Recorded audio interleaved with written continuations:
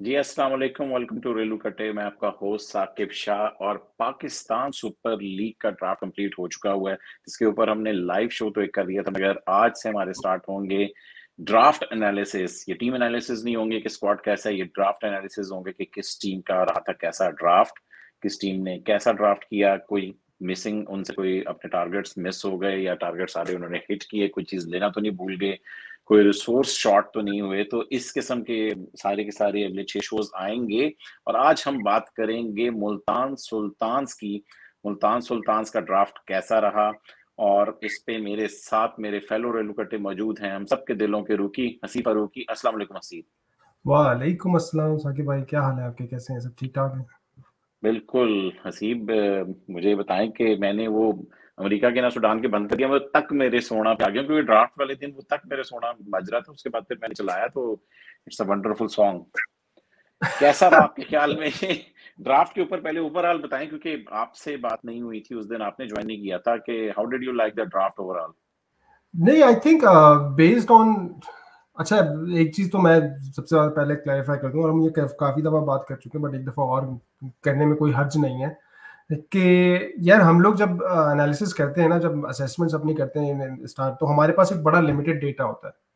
But when you go into draft and when that draft happens, then you actually get to know कि हाँ भाई, क्या situations थी, क्या परम्यूटेशंस थी, जिनकी बेसिस पे सिलेक्शंस की हैं टीमों ने। और उनकी बेसिस पे बहुत सारी जगह ऐसे लगा कि there wasn't enough sample size, और अगर जो थे भी तो फिर उनकी लिमिटेशंस बहुत थी, जिसकी वजह से वो सिलेक्शन, जो बेस्ट सिलेक्शन होती थी उसके पीछे उसके पीछे सारी टीमें गई हैं। हाँ, कुछ जगह आई थिंक जहाँ मुझे थोड़ा बहुत लगा, ऑफ कोर्स मैं अपनी टीम के हिसाब से जब बात करेंगे तो उसमें देखेंगे, लेकिन कुछ अपॉर्चुनिटीज ऐसी थी जहाँ मुझे लगता था कि डिफरेंट हो सकता था।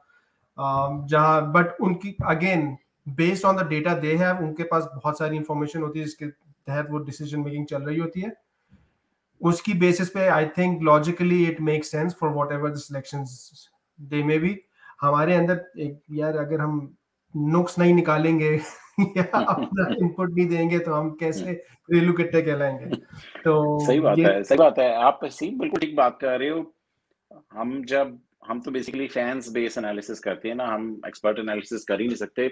एक तो ये कि हम एक्सपर्ट नहीं है, सेकंड बात ये है कि हमारे पास आपने सीखा data. When we talk about, जब हसीब आप बात कर रहे हो डेटा की, तो पहले प्लेइंग लिस्ट ही नहीं है हमारे पास। तो हमें यही नहीं पता कि इनके पास और ऑप्शंस क्या थी। जो प्लेइंग लिस्ट दी थी बोर्ड ने आखिरी दिन लीक भी की है, सुना है, वो भी कंप्लीट नहीं है। उनमें से बहुत से प्लेयर्स जो ऐसे होते हैं, हमें उन लिस्ट में ये भी नहीं बताया जाता कौन सा प्लेयर पार्शली अवेलेबल है। जी, किसी प्लेयर्स की प्राइसेस हमें अपर, लाइक उनकी सीलिंग और फ्लोर प्राइसेस हमें नहीं पता होती, टीम्स को पता होती हैं। उनकी कैटेगरीज उसके ऊपर डिटरमिन होती हैं। उनका ये भी नहीं हमें पता होता कि वो किस कैटेगरी तक रेलीगेट होना चाह रहा है player, based on the floor price. अगर और हमें ये ये भी नहीं पता होता। अच्छा, एक चीज और मुझे अभी एहसास हुआ कि यार हम तो क्रिक इन्फो देख लिया, चलो जी, फ्यूचर टूर प्लान देख लिया, लेकिन these guys actually reach out to the boards, they reach out to the players and their agents to understand भाई आगे क्या कमिटमेंट्स आ रही हैं, क्या नहीं आ रही, क्या वजूहत है जिसकी वजह से वो अवेलेबल है या नहीं है। तो ये सब डेटा भी उनके पास होता है, जो कि हमारे पास नहीं होता। हम लोग again based on assumptions, based on मैना फाख्ता, तीतर बटेर, चिड़िया, इन सब की लिस्टों की बेसिस पे जो है हम अपनी एक सिनेरियो क्रिएट कर रहे होते हैं, जो कि it's not necessarily close to reality. तो और जब अगर आप इस दफा तो सी उन्होंने गोल्ड और सिल्वर की लिस्ट मर्जिंग की कोई दी नहीं, सिवाय प्लाटिनम और वो दी थी, सिर्फ platinum and diamond the sir, थी। प्लैटिनम और डायमंड में भी जो आपको दी थी, उसके हिसाब से लग रहा है कि जो जो लोग थे they weren't fully available. Otherwise I am actually completely shocked and surprised कि no one picked someone like Tymel Mills or David Willey। तो और अभी भी ये सुनने में आ रहा है कि अब जैसे अफगानिस्तान और जिम्बाब्वे की सीरीज का दोबारा आ रहा है कि they would probably be scheduling that in during PSL. तो आपको ये नहीं पता कि आपके पास ये सारे लोग अवेलेबल होंगे। वेस्ट इंडीज का भी ये सुनने में आ रहा है कि जिस तरह आपने ओडीन स्मिथ और ये मारियो शेपर्ड वगैरह ये सब सिलेक्ट कर तो लिए हैं, but you don't know if they gonna be available. If they get selected then you have that issue on hand as well. India की सीरीज में अगर वो सिलेक्ट हो जाते हैं वेस्ट इंडीज के वो प्लेयर जो कि इधर सिलेक्ट हुए हैं तो फिर प्रॉब्लम आ सकती है, मगर इंडिया की सीरीज से पहले पहले हो सकता है कि उनकी बिग गन्स जो हैं वो ठीक हो जाएं। और यार वैसे मुल्तान पे जाने से पहले एक बात करूंगा कि ये आंड्रे रसल का क्या है, वो टी10 भी खेल रहा था उधर, बिग बैश भी खेल रहा था, तो बीच में इंटरनेशनल सीरीज भी नहीं खेलता, पाकिस्तान क्यों नहीं आया वो?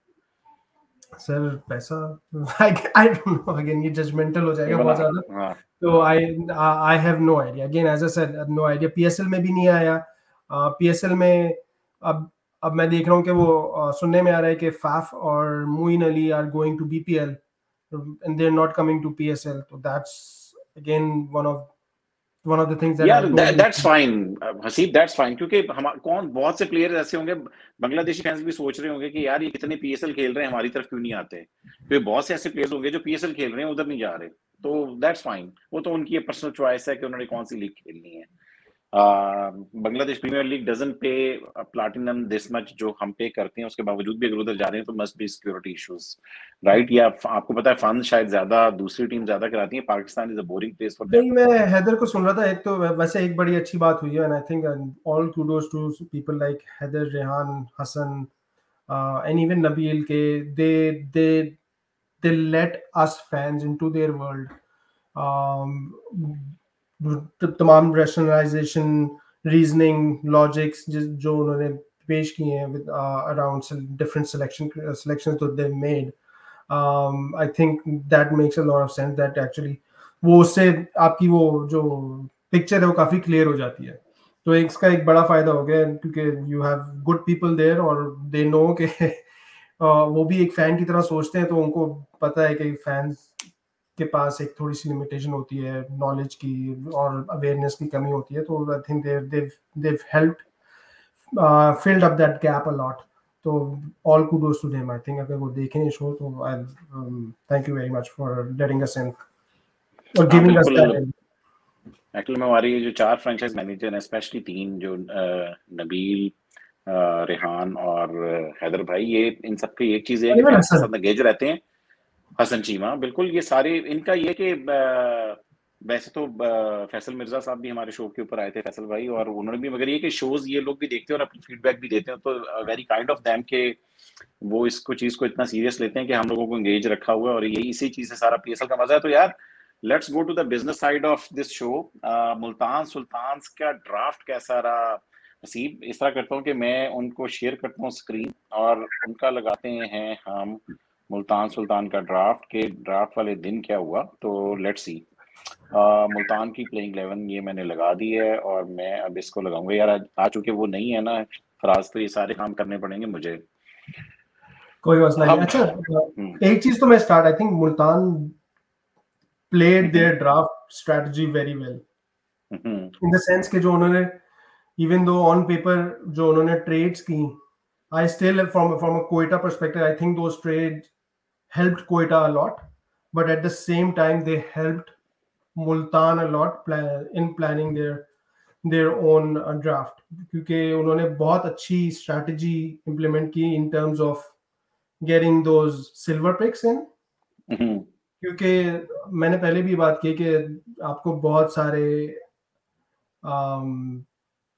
वो कहते हैं ना हीरे जो होते हैं वो आपको वहां से भी मिल जाते हैं, स्पेशली फ्रॉम डोमेस्टिक पर्सपेक्टिव। तो I think one of the things that Multan did very well was doing those trade and making sure that they get those preferred position in different categories, especially silver. So kudos to them there. Or yes, retention was an issue for them, लेकिन I think they played their cards well. तो I do believe, और दूसरी बात ये PSL एक ऐसी league है जब आपको सैलरी कैप लीग होती है, तो उसमें ऐसा at the end of the day if you look at all the teams, मुझे इस मरतबा फिर लग रहा है कि सारी टीमें काफी बैलेंस्ड हैं, they will give each other a lot of it's gonna be a very good competition, बहुत अच्छा competition होगा। सॉरी यार, मैं मेरे ख्याल से आज इंग्लिश कुछ ज्यादा ही बोल रहा हूँ। थोड़ा सा यार इसको उर्दू पे रखें ताकि हमने फैसल भाई का जब इंटरव्यू किया था वो दोबारा उर्दू में भी एक करना है, तो लोगों ने बहुत हमें क्रिटिसाइज किया था यार, थोड़ा सा नहीं यार, वो फिर फैसल भाई के साथ एहसास हो रहा है, जब मैं बोल रहा हूँ तो मुझे एहसास हो रहा है कि बहुत ज्यादा, लेकिन मुझे लगता है कि यार इन्होंने बहुत अच्छे अपने कार्ड्स खेले। एक दो जगह अगेन बेस्ड ऑन मेरी अंडरस्टैंडिंग जो है वो थोड़ी सी मेरे हिसाब से मुझे लगता था कि थोड़ा सा एक दो जगह शायद अच्छा हो सकता था, बट दे मेरे ख्याल से इन्होंने बहुत अच्छा किया है। दे अपने पुराने प्लेयर्स भी लेके आए और कुछ पत्ते इन्हें अपने साथ लगा के रखे कि इवन ऐसी सिचुएशन अगर आती कि जिसमें लूज कर जाते अपने लोग, they would have the right to actually pick them back. तो इन्होंने इस तरह की स्ट्रेटेजी इंप्लीमेंट की। सही कह रहे हो वसीम।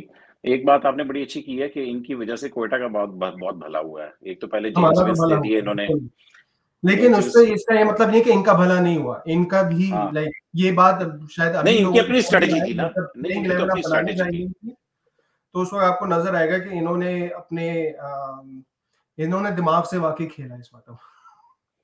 अच्छा ये तो है कि एक तो इन्होंने जेम्स विंस दे दिया आपको, ठीक है, ऊपर से बिल्कुल इन्होंने जेसन रॉय भी दे दिया आपको। बात बात ये थी कि प्लैटिनम की पहली पिक टेक्निकली इन्हीं की थी, क्योंकि लाहौर का तो सबको पता था कि वो तो फखर के साथ जा रही है, राइट।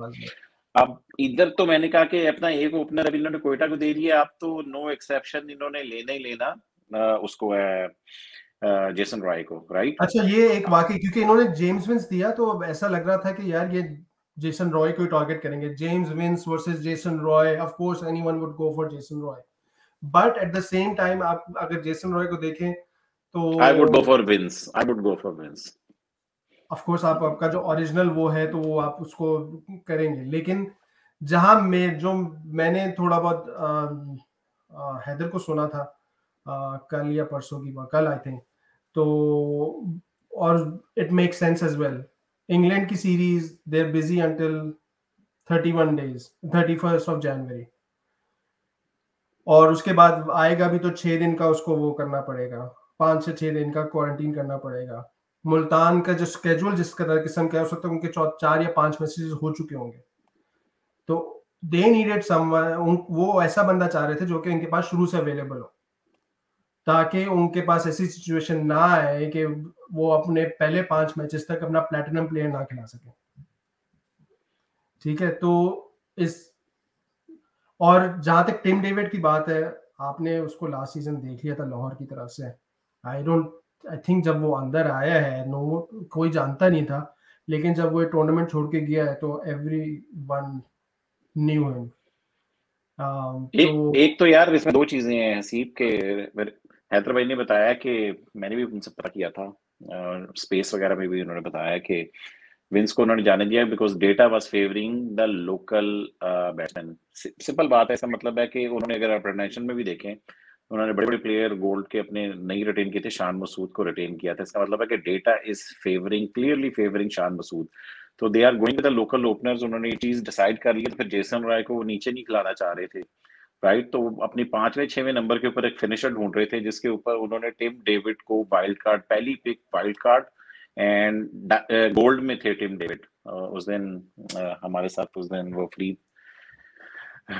फरीद आए हुए थे उस पे क्रिकेट जेफ के, तो उन्होंने बताया कि इसकी ओरिजिनल जो बेस कैटेगरी थी, और गोल्ड पे तो समीन भाई बिल्कुल रख के बैठे होंगे कि जो ही मेरी बारी आएगी मैं ये सारा सोना लूट लूंगा और जी हाँ, हमारा कलंदर वापस हो जाएगा। मगर हैदर भाई ने उतना मौका ही नहीं दिया और सीधा सीधा उसको कर लिया। क्लियरली एक चीज तो ये है कि 6वें नंबर के ऊपर ये एक फिनिशर ढूंढ रहे हैं। बिल्कुल। खुशदिल नहीं, शाह उसने को वो शायद बताया 5वें था, नंबर पे खिलाना है मतलब इन्होंने। बात वही सारी बात वैसे हो चुकी है, स्पेसेस पे ही हुई है, और वो यही चाह रहे थे कि खुशदिल को कॉम्प्लीमेंट करने के लिए उनको एक फिनिशर चाहिए था, जिसकी वजह से टिम डेविड, अगर आप पिछला सीजन भी देखें तो उनकी बैटिंग लाइन ऑलमोस्ट 5 6 नंबर पे खत्म हो जाती है। आई थिंक 5 6 या 7वें नंबर पे सोहेल तनवीर आ रहे थे बैटिंग करने के लिए। ठीक है, तो एक तो इनको अपनी थोड़ी सी बैटिंग लाइन एक्सटेंड करनी थी, और एक अच्छा फिनिशर चाहिए था जो कि खुशदिल को कॉम्प्लीमेंट कर सके, क्योंकि खुशदिल वाज हैविंग प्रॉब्लम्स।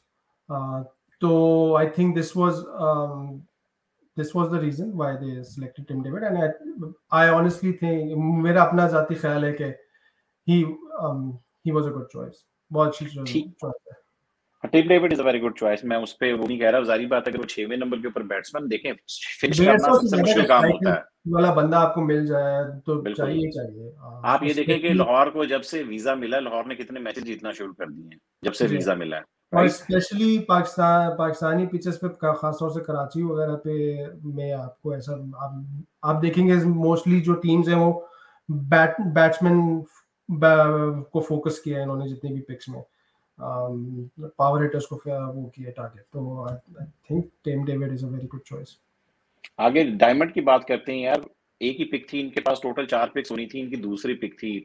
पहली मेरे ख्याल में इस्लामाबाद की थी, इनके पास दूसरी थी। इनके पास ओरिजिनल तो शायद आखिरी थी इनकी, मेरे ख्याल में इन्होंने जो अपनी अफरीदी वाली शायद की है ना ट्रेड मुल्तान के साथ, तो शायद इन्होंने वहां से उठाई है ये वाली। अब ओडियन स्मिथ इन्होंने पिक किया यार। देखें इस्लामाबाद ने शायद मेरे ख्याल में पहले इनसे पहले मर्चेंट डी लैंगे को पिक कर लिया था। जब इन्होंने ओडियन स्मिथ को पिक किया है, लुइस ग्रेगरी भी रहते थे, जेम्स फॉल्कनर भी रहते थे। व्हाट डू यू से, लाइक फॉल्कनर, लाइक जिस तरह की परफॉर्मेंसेस फॉल्कनर थी या ग्रेगरी की भी पिछले साल इस्लामाबाद यूनाइटेड से जिस तरह की परफॉर्मेंसेस थी, अगर कोई सेफ बेट होती, मैं जाता जिस तरह, आई वुड सजेस्ट कि अगर नबील भाई इसकी जगह होते तो शायद वो सिंपल जेम्स फॉल्कनर, अगर उनकी पहली भी होती शायद वो जेम्स फॉल्कनर को उठा लेते। तो आप क्या कहोगे इस पे? Odean Smith, T10 data might have helped them choosing Odion Smith? I'll be honest Saqib भाई, मैं काफी सरप्राइज था इस पिक से खासतौर से। ऑनेस्टली मुझे नहीं समझ आई डायमंड में ओडियन स्मिथ का आना, स्पेशली। और जब मैं बात सिर्फ इस उससे नहीं करूंगा, मैं बात ओवरऑल उससे करूंगा कि आप बहुत सारे ऐसे प्लेयर्स हैं स्पेशली लोकल भी अगर आप देखें जो कि आई थिंक जो कि ओडियन स्मिथ से बहुत ज़्यादा अकम्प्लिश कर चुके हैं, लेकिन उनकी कैटेगरी जो है उससे काफ़ी कम है। क्या ओडियन स्मिथ एस लेवल का प्लेयर है? हो सकता है पोटेंशियल हो, आई कुड बी रॉन्ग। यार वैसे हमें हसीब कहना नहीं चाहिए ये, हमें कहना नहीं चाहिए। हम जिस डायमंड के प्लेयर की इस तरह के उसके नंबर्स के ऊपर बात करते हैं ना, शर्फिन रदरफोर्ड या ग्रेगरी, वो जाके पीएसएल में धो रहे होते हैं और दुनिया में डीएम्स कर करके कह रही होती है कि ये लो ये लो। नहीं एग्जैक्टली, मैं यही बात कर रहा हूँ कि अभी तो मैं कह दूंगा, लेकिन बात वही है कि वो जाके आप फिर परफॉर्म भी कर देते हैं और हम जाहिर सी बात है हम अपना मुंह तकते रह जाते हैं। यही वजह है कि हम यहाँ बैठे हैं यूट्यूब पे शो कर रहे हैं और वो लोग जो है वहां हैं जहां उनको होना चाहिए, तो इसमें कोई शक नहीं है। लेकिन मैं again based on the numbers and based on my limited knowledge, और मैं एक ओवरऑल पर्सपेक्टिव से बात कर रहा हूँ कि आप let's take an example of your gold of their gold category. क्या ओडियन स्मिथ, शान मसूद, खुशदिल शाह, शाहनवाज दानी जैसे लोग लड़कों से ज्यादा अकम्प्लिश्ड है? यार मेरा नहीं कहता हसीब, मुझे लगता है कि ये जिस तरह पिछले साल इनके पास कार्लोस ब्रैथवेट थे, ये एक लोअर ऑर्डर में पावर हिटर और एक बॉलर भी देख रहे हैं, राइट? अब उसके पास चॉइसेस देखनी है। इनके पास मजे की बात ये है कि चॉइसेस इनके पास यानी कि थी, लुइस ग्रेगरी था और जेम्स फॉल्कनर भी था। अगर नीचे सप्लीमेंट्री में अगर कोई दिखे, बेन कटिंग, चलो Ben Cutting is more like a batting allrounder these days. Sorry, मैं जानना भी चाह रहा हूँ कि क्योंकि मैंने भी सुना नहीं, जो प्लैटिनम में लड़के थे और नहीं सिलेक्ट हुए, तो उसकी वो अवेलेबल नहीं थे या क्या? जैसे फॉर एग्जांपल यार देखो कई लोग तो नहीं होते क्योंकि उनकी वो वैल्यू नहीं होती। क्रिस गेल मोस्ट लाइकली, वो पार्शली उसने पता नहीं क्यों लिखा हुआ था, मगर ये किसी ने पिक नहीं किया। का पता था कि वो अवेलेबल, शम्सी मिलर को तो पता था ना कि वो नहीं है, वो एक हफ्ते के लिए अवेलेबल थे। फिर आ जाए आप विली और मिल्स के ऊपर, क्योंकि ये और दो थे क्या? यार मिल्स मुझे लग रहा है कि क्योंकि देखो ना, कोई इंग्लैंड की कोई सीरीज तो आ नहीं रही उस तरह से। हाँ, मगर ये अगर वो मिल्स के ऊपर अगर आपको याद हो तो ये मुझे इंजर्ड हुआ था वर्ल्ड कप में। अब मुझे नहीं पता कि उसके बाद T10 खेला है या नहीं। वैसे I don't follow T10 at all, तो मुझे वैसे उसको देखना चाहिए। मगर मिल्स हो सकता है कि जनरली कोई हो सकता है कि कितना हुआ हो। मगर देखो ना, ये देख रहे हैं एक क्लियर कट ऑलराउंडर देख रहे हैं, बॉलिंग ऑलराउंडर 7वें नंबर के लिए, ठीक है? उसमें इनके पास जो क्या चीज? हाँ, which brings me David Willey है, रोमेरियो शेपर्ड अवेलेबल था, बेन कटिंग अवेलेबल था, जेम्स फॉल्कनर अवेलेबल था, लुइस ग्रेगरी अवेलेबल था, दे वेंट फॉर ओडियन स्पेथ। और ये होता है ना, अब देखो नूर अहमद, नबील भाई ने उठाया क्योंकि लंका प्रीमियर लीग खेल रहा है, तो उन्होंने कहा नहीं यार ये उधर भी सही चल रहा है तो उसको इधर भी पिक कर लो, तो इस तरह भी होता है। बाय द वे, या वो तिमाल मिल्स ने अभी ग्लैडिएटर्स की से खेल रहा था अबू धाबी में T10, टीचन खेल रहा है, मतलब वो ठीक हो चुका और है, मतलब वो। कल ही स्कॉचर्स वर्सेस हरिकेन्स के खिलाफ का मैच था, उसमें उसने 3 for 23 लिए। हाँ, तो अब बात यही है कि वो जनरली, मेरा नहीं ख्याल कि वो यार देखो हम तो गैस ही कर सकते हैं क्योंकि हमारे पास तो इन्फॉर्मेशन नहीं है जो इनके, ये लोग तो स्पोर्ट्स एग्जैक्टली उसके वही एजेंट बात से है। बात करते हैं ना। अच्छा आगे चलते हैं यार, इसको शो को जरा 20 मिनट हमने इस पे लगा दिए हैं। अच्छा सिल्वर, उसके बाद गोल्ड इनका सारा रिटेन था, ठीक है। आगे अगर बात करते हैं सिल्वर की, सिल्वर में इन्होंने आगे सबसे पहले शायद आसिफ अफरीदी को उठाया था, ये जो लिस्ट मैं मेरे पास है सबसे ना इसमें पहले सीक्वेंस नहीं ये है। रुमान और आसिफ को उठा गया। रुमान रईस पे मेरा दिल था, ये वही कोई, पिक थी जो क्वेटा से यार ली देखो थी। रोमान के ऊपर डेफिनेटली इस्लामाबाद भी कर रहा होगा, रोमान के ऊपर डेफिनेटली कोयटा भी कर रहा होगा, ठीक है। और ये लोग पहले उठा के चले गए, मगर इट डिपेंड्स कि किसकी पहली पिक है। Asif Afridi very good choice, left arm spinner हैं और बैटिंग भी कर सकते हैं, तो अगेन गिव्स देम डेप्थ, और एग्जैक्टली। पावर हिटर भी है। इमरान खान सीनियर इनको वापस मिल गए। Imran Khan senior, I am surprise, ये नीचे नीचे चल के एंड एंड में इमरान चौथी खान पिक सीनियर में, चौथे राउंड में चौथी पिक किया है। चौथे चौथे राउंड राउंड में वो में। पिक किए हुए हैं। और रोमन पावल इनको सिल्वर में मिल जाएंगे यार। रोमन पावल ने जिस तरीके से छक्के लगाए थे चार जायद महमूद को आके, तो he's like he's a good player for silver pick, right? Anwar Ali की समझ नहीं लगी वैसे मुझे, do they need Anwar Ali? Anwar Ali again bench strike, और क्या कहा गया, क्या है, मिडिल बेंच ऑर्डर में स्ट्रेंथ इनको या बेंच वीकनेस? देखिए हम लोग है तो मैं जब उसकी बॉलिंग की बात करेंगे तो मैं ये कहूंगा कि he is like run machine, but at the same time वो खाता है तो लगाता भी है। लगाता भी है। लगाता भी है। और अगर आपने अनवर अली की नेशनल T20 में परफॉर्मेंसेस देखी हो सिंध की तरफ से, he was playing very well. इसने बहुत 2-3 गेम्स आके सिंध के लिए फिनिश किए थे। सिंध वाज जब जब लीग खत्म हुआ था प्लेऑफ से पहले, तो they were top of the table, and one of the reasons why they were top of the table was one Shajir Khan and two was Anwar Ali, क्योंकि अनवर अली ने बाज ऐसे मौकों पे आके मैच फिनिश किए हैं, that was phenomenal. But at the same time bowling में वो मार भी खा रहे थे। फिर आई थिंक बस वो वही तो है ना कि उसको बैटिंग में एज ए बैट्समैन तो नहीं खिला सकते, अगर उसे 2 ओवर करवाने हैं वो 2 ओवर ही लग जाते, एक तो मतलब ओवर कि वो निकाल सकता है, ये अगर हाँ। आपको चाहिए हो तो निकाल सकता है, आपको छठे बॉलर का ऑप्शन दे सकता है। तो दैट्स अगेन यूटिलिटी प्लेयर तो है। तो हम्म। तो और अगेन सिल्वर में साकिब भाई not a bad choice. I mean अगर नॉट अनवर अली हाँ, तो और कौन, एक बंदा हाँ मैं जिसका मैं आई थिंक हर, और मैं इस बंदे का हर शो में जिक्र करूंगा because I am very very disappointed कि ये बंदा नहीं सिलेक्ट हुआ किसी भी टीम में। और उसका नाम अब क्या है? साहिबजादा फरहान मगर वो तो बैट्समैन है ना। बैट्समैन है, तो आई मीन आपको हम्म। आप कितने ऑलराउंडर्स पर लोगे यार आपको। आई थिंक उसको बेस्ड ऑन हिज, मैं इसीलिए कह रहा हूँ मैं हर हम्म। शो में उसका जिक्र करूंगा क्योंकि वो बंदा डिजर्व करता था। यार मेरे ख्याल में हैदर भाई कल रिस्पेक्ट। स्पेस में, मैंने पूरी स्पेस तो नहीं सुनी, शायद 15-20 मिनट की सुनी थी क्योंकि ऑफिस की मीटिंग्स वगैरह चल रही होती हैं, उसी में मैंने 1-2 दफा लॉग करके देखा, मगर बार बार मेरा कट रहा था क्योंकि फोन उठाने पड़ रहे थे मुझे। मगर उसमें वो ये बता रहे थे कि वो रिप्लेसमेंट ड्राफ्ट में निकल जाएगा, तो डोंट वरी अबाउट दैट, कोई ना कोई हाँ इंजरीज लेकिन वगैरह में से निकल जाना है। रिप्लेसमेंट में तो ऑफ कोर्स आ ही जाएगा, ऐसी बात है कि आपका टॉप परफॉर्मर था नेशनल T20 का, हाँ। कायदे आजम में ट्रॉफी में he is doing very well, तो वो तो आ ही जाएगा। बट अच्छा, कामरान गुलाम पे वो कह रहे थे कि 3 टीमें इंटरेस्टेड थी कम से कम भी, कामरान गुलाम पे, राइट? बनता मगर भी है। साहबजादा फरहान पे क्यों नहीं थी? वो तो आई गेस दोनों के रन ऑलमोस्ट बराबर ही हैं शायद। नहीं नहीं, साहिबजादा हम्म। फरहान तो T20 में तो ही मगर आउट बात परफॉर्म वही है ना वेरी कि वेल। वो ओपनर है, कामरान गुलाम मिडल ऑर्डर, देखो ना 5वें 6वें नंबर के बैट्समैन भी तो चाहिए आपको, अगर उसमें Kamran Ghulam, that's that's the reason 3 teams उसको देख रही थी, ओपनर तो बहुत होते हैं।